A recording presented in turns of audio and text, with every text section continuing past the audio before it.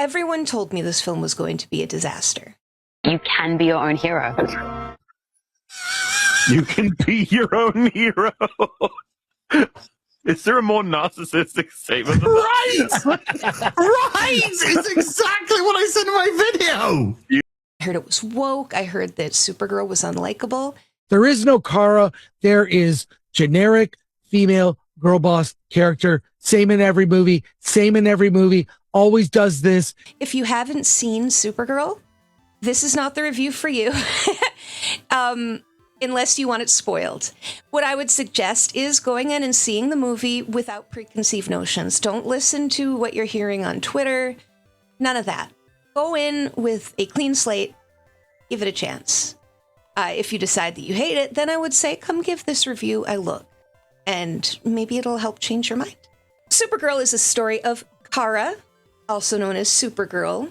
One of the major criticisms that I have been seeing is that she's not a hero, that Kara's a drunk, that she is a party girl, and it teaches to just be how you are and to not fix yourself. The movie does start out that way, but I would argue that that is further from the truth than most things. Okay, so the movie starts out, Supergirl is in it, because she has kind of a space RV where she lives. And she travels from planet to planets with red suns. Occasionally, she stops at a planet with a yellow sun so that she can kind of recharge, feel better, get over her hangover, and then move on. I think she's celebrating her 21st birthday. I could be wrong, but I believe it was 21st. But it is her birthday week, and we get a call at the very beginning from Superman. He calls Kara, he's in his Superman outfit, wishes her a happy birthday week, and says that he has hopes that she's taking care of herself and maybe she'll come back soon. But he's clearly very worried. It's a kind of it echoes what we saw in her appearance in Superman. It's her birthday week. She's been going nuts. Kara's in rough shape. She clearly binges alcohol to an unhealthy degree, getting herself blackout drunk at these alien bars. And she goes out and parties. At crypto parties with her, it's very cute. We have in Kara a protagonist who is broken. On the other side of things, we have a character named Ruthie. Ruthie gets introduced one night when Kara is partying at kind of this dive bar on this alien planet. And we got an introduction to Ruthie before this point. And you'll have to forgive me, because I can't remember exactly in what order certain things occurred. I couldn't take notes the second time. The theater was too dark. Her father is a swordsmith, and they become victims of Krem, who's the leader of the Brigands. They're kind of a space game, a little Viking, a little Celtic, with lots of body modifications. Very interesting looking villains. Krem shows up, and he's like, you know what I want? And the dad's like, yeah, all my swords, they're out back. And he gives him the keys, and the wife's like, now you can leave. Unfortunately, they have a son who has headphones on, isn't paying attention, and startles Krem. And Krem ends up putting an axe in his back. When that happens, the dad activates these landmines they have for self-defense outside the house and blows Krem's ship up. And the parents are promptly then killed by Krem, who leaves. Now, Krem is missing a ship, so he says to his guys, let's go, essentially, let's go find a new ship. That night, Ruthie steps into this dive bar. She's maybe about 12 or 13. She's very young. And she comes in with a sword. And she says, basically, if you help me kill Krem of the Brigands, I will give you this sword that my father made, which is a really nice sword. Crypto starts whining at Kara, and it's very cute because she's like, no, I believe what she said is not our monkey, not our circus. Like, she just wants to be out of the range of trouble. She wants to get drunk and forget and nothing else. Unfortunately, a bigger alien steps in toward the alien who had approached Ruthie and straight up just takes her sword and heads out, and Kara fights him in the parking lot with the help of Ruthie, because she, wanting to stay out of things, is like, that's too mean. She just lost her family and you stole this from her. That's a crap thing to do, right? It's interesting to see her fight without superpowers. She clearly knows what she's doing to some degree. Like, she has some kind of training, but it does have that little bit of a James Gunn thing. If you watched Peacemaker, you know what I'm talking about. Peacemaker is not superpowered, but sometimes he kind of gets away with stuff that superpowered people get away with. Kind of the same situation with Red Sun Kara. Even though this isn't a James Gunn movie, it's got that kind of influence to it where it's like, that was a little over the top. I don't think a normal human could take that kind of a hit and be okay, but it's a movie, right?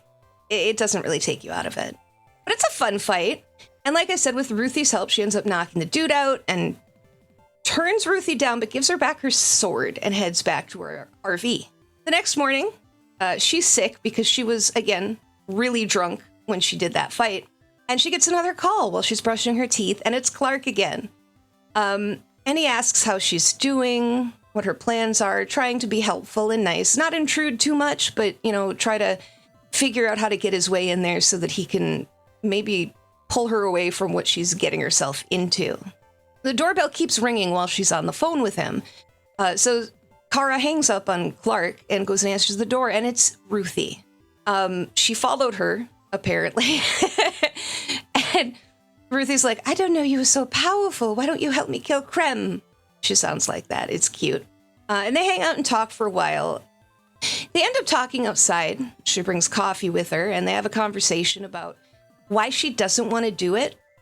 And as that's happening, Krem and the brigands he had with him show up. And while they're away from the ship talking to each other with Crypto, they manage to get into the ship. He ends up stealing the ship. And in the process, he attacks Crypto, who was coming to, attack him for taking the ship. And he hits him with a poison bolt, essentially. And because they're on a red sun planet, the healer says there's not much they can do unless they have the antidote. And the antidote is kept on the brigands because the poison they use is a neurotoxin, and they use it in interrogations as kind of like a, you better answer us soon or you're going to die sort of thing. So they have the antidote on them. But even moving him around would risk killing him, which Kara doesn't want to do. She could take him to a yellow sun planet, but the doctor's explicit that the stress of doing that on his body, of moving him, would probably kill him. So Kara decides she's going to go get Krem and get that antidote and save her buddy.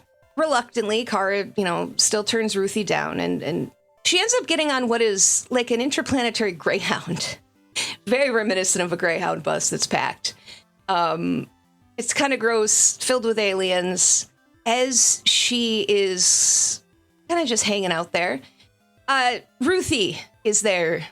Turns out Ruthie got on at some point, and she's being attacked by this alien who took something she did as offensive.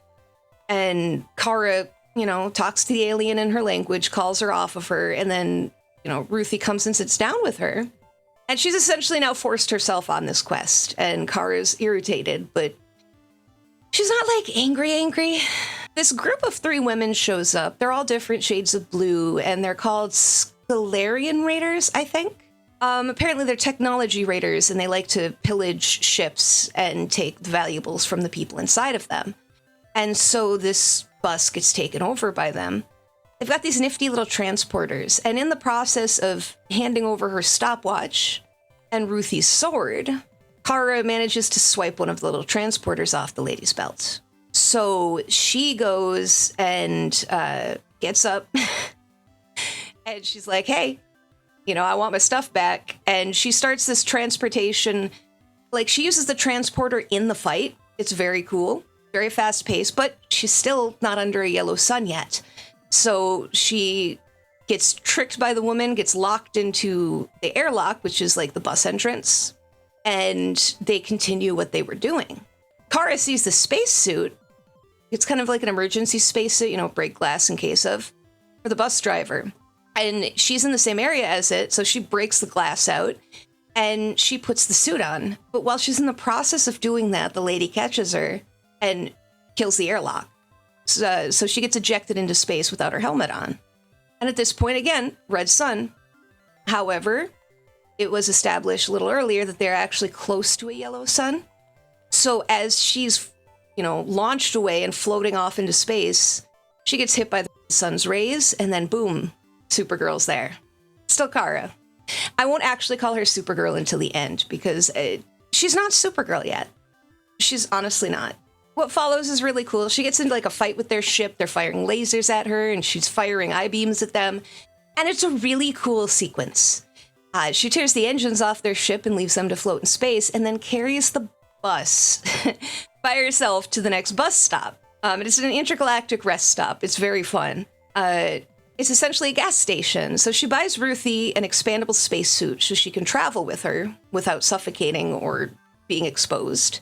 And she had learned from the Raiders earlier, after interrogating them, that Krem is on this planet called... Oh no, I can't remember what it's called. I still can't. I looked it up. I think it's named after the artist of the book. It's like B something. It sounds French. On this dying planet where people trade in humans, not humans, in sentience. People trade in living creatures. You know, slavery. So she figures this out and she plans to go. And they do. They end up going to the planet. She's able to figure out where to go. She flies there with Ruthie, who's in her protective suit. And they land on this planet and end up traveling to a bar. And they stick out like a sore thumb. You're talking about a 13-year-old girl and this attractive blonde woman wearing a trench coat. Not exactly the clientele they usually have. So they immediately, some alien hits him up and says that he wants to buy Ruthie. And she offers to do it, you know, to trade for an arm wrestling contest. Then a much larger alien knocks the dude out of the way and goes for it. And she breaks this dude's arm. The entire bar turns on her. And she kind of gently, you know, like, don't touch the merchandise. Basically, leave her alone. So Ruthie scoots off to the side. And off screen, mostly, we kind of see it from behind Ruthie. Kara kicks the crap out of the whole bar. And they go running, everybody who attacked her. The nice people that own the bar begin setting tables back up and are very nice to her. And while they're talking...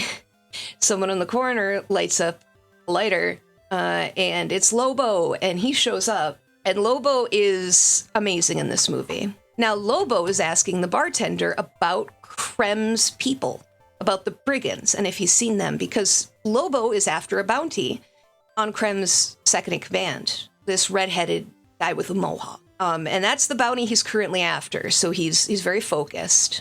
The guy doesn't really give many information, and then... Ruthie insists on talking to him, and Kara knows who Lobo is. She explains him briefly, and she's like, no, this is a bad idea. Don't leave him alone.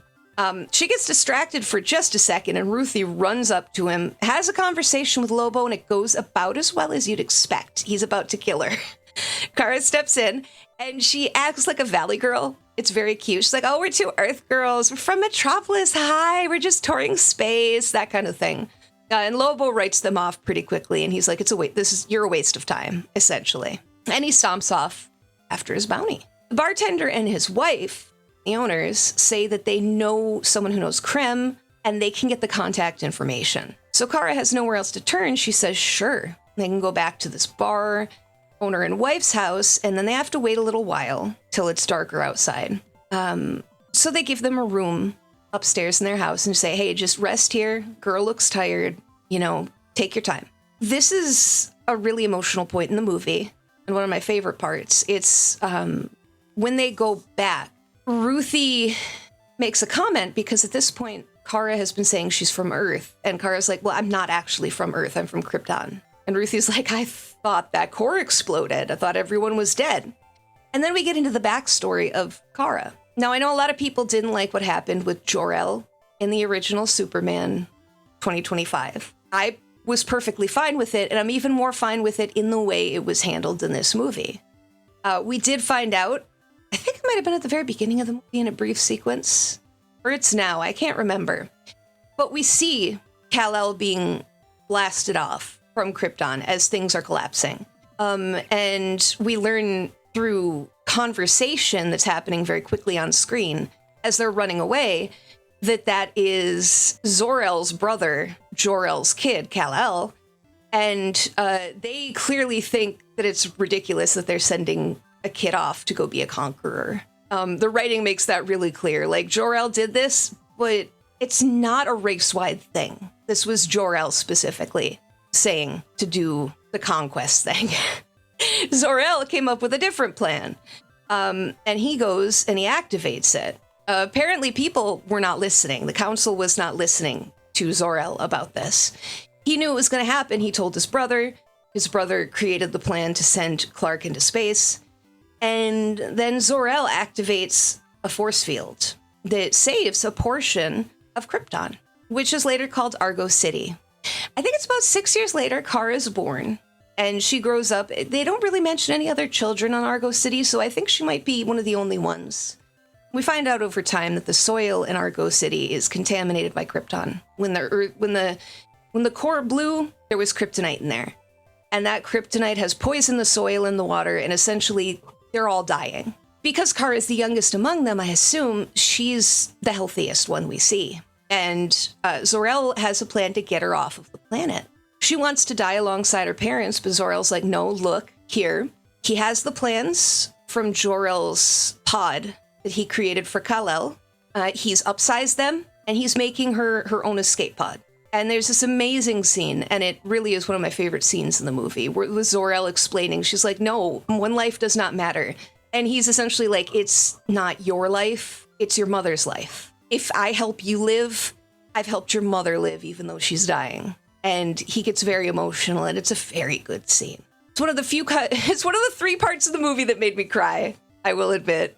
While we're learning all of this, it seems to take a while, and we flash back, and it is almost dark outside. And so Kara wants to know what's taking so long. So she goes and asks him, hey, where's your friend? I thought your friend was going to be here. And they're like, oh, soon. Here, have a drink. And they give her some tea. Her vision starts to go blurry. And she's like, what did you do to me? And did Krem give this to you? And it turns out she's been poisoned by the same neurotoxin that is killing Crypto. So it can affect her. And that's something I found very interesting. I'll bring that more up later at the end of the review, right? She searches in the fridge for some milk to coat her stomach. She runs off trying to make herself vomit. Krem shows up, breaks through their wall. Apparently they made a deal. If they can kill Kara and give him the girl, they'll get their daughter back. Krem, I mean, they're essentially sex traffickers. The brigands are all male, and in order to continue their race, they're capturing essentially children. They seem to be preteens. Or young teens. They're very young, as their brides. And so they're like, well, we'll give you your daughter back if you do this. So they did it. And now this is where I get a little confused because, like I said, I couldn't take notes, and the battle has a lot happening in it. It's not a bad battle. It's my note-taking. She manages to kind of shake off the poison after a while.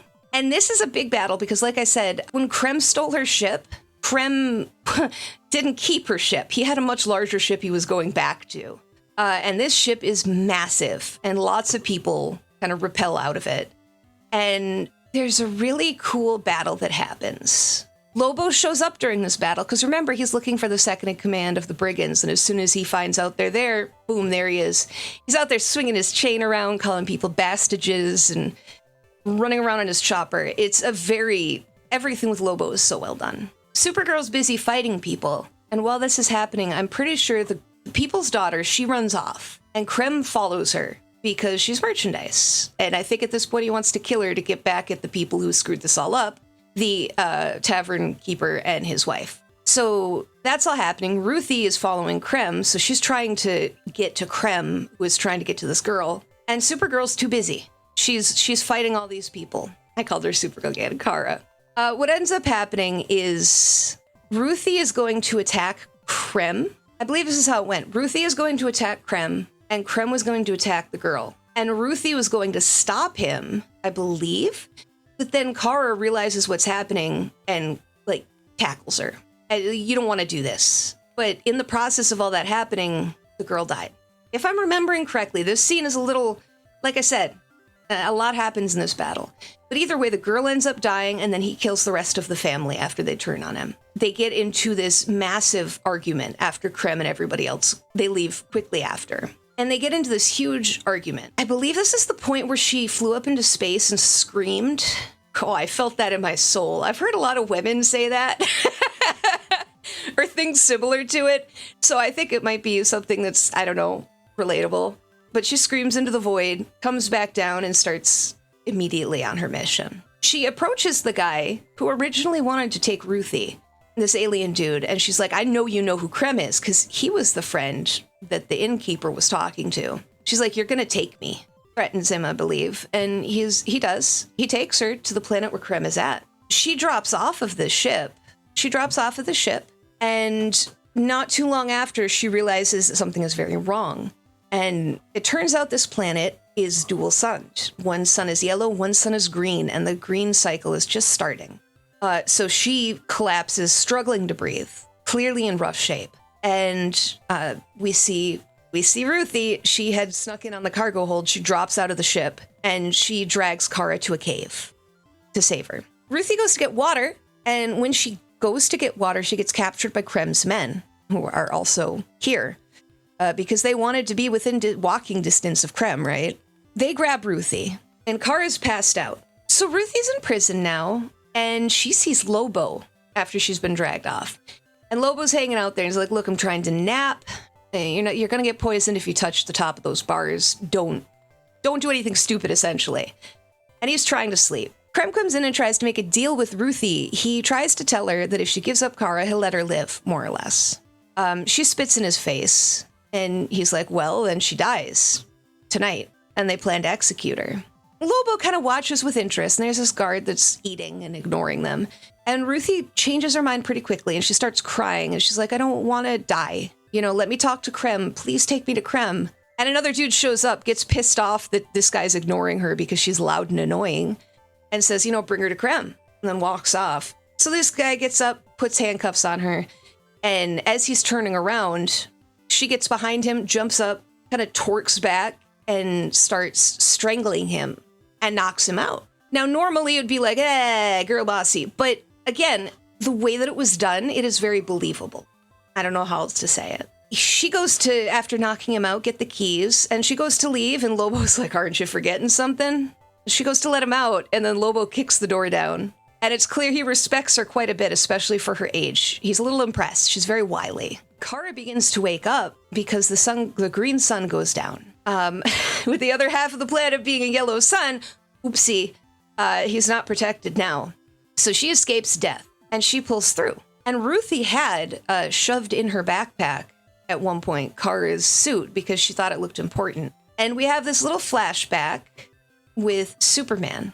And Superman hands her the suit, and he's like, it's so people know we're good. It's like, it's really bright, but it's so people know we're good. And it was very cute. Ruthie tries to escape. There's a whole sequence. She ends up getting caught by Krem. But Supergirl, now proper Supergirl in her outfit, shows up. There's another big fight. And Lobo shows up, manages to get the head of the dude he's been after.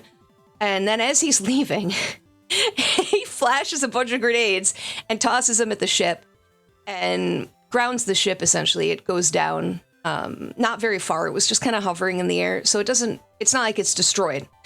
But it does hit the ground. There's some explosions. And Kara does her best to protect Ruthie. And again, it's hard to describe an action scene. Ruthie points out that the brides, the human trafficking victims, are still inside the ship in their containers. And she needs to get them out or they're going to die. So Kara, she bucks up and she does it. She flies in there.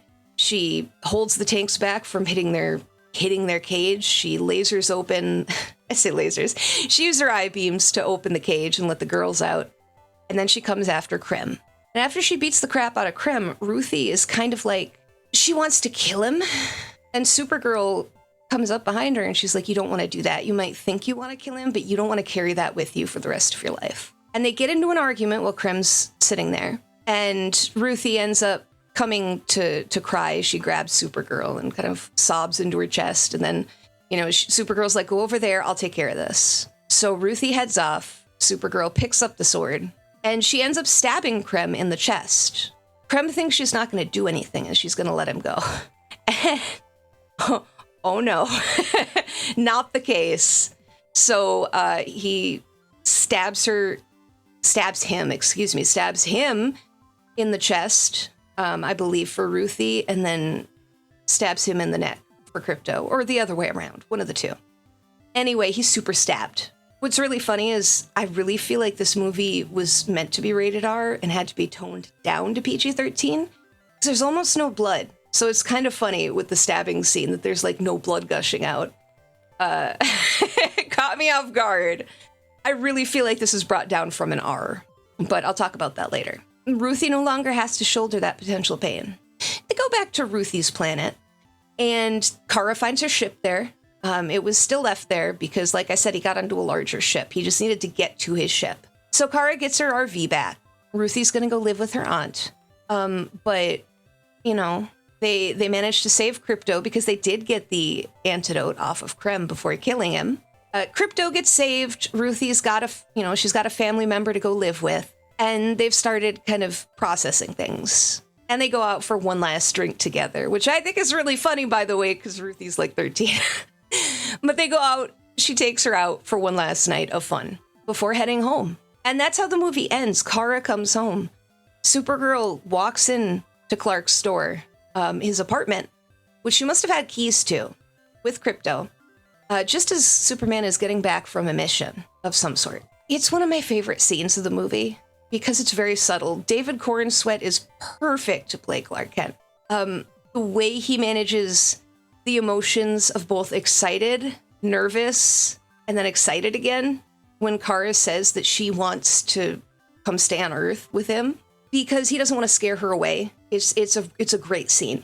He's got this really subtle look on his face.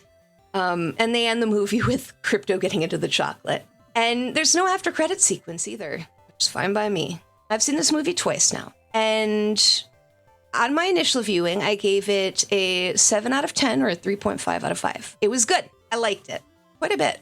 On a rewatch, that has gone up slightly. I am now sitting at an 8 out of 10 for Supergirl. All right, and I'll be putting out another video related to this topic, but I could tell you the things that Supergirl is not. Having seen it twice and looked at it, approached it from an objective viewpoint, right? I approached it from a friendly, but I wasn't hyped up. I was just really interested. It is not a girl boss movie. It's not a woke movie. It is not a movie with a political message. And I've seen people talking about how Supergirl should be a role model.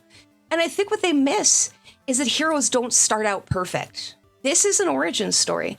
Supergirl is Kara's origin story. And as an origin story, it works amazingly. The only reason Superman started out perfect in Gunn's universe to the degree that he did is because we didn't see his formative years. This is a few years into him being a superhero. He's got some experience under his belt. Kara has never really been a superhero. She's clearly tried and failed at it.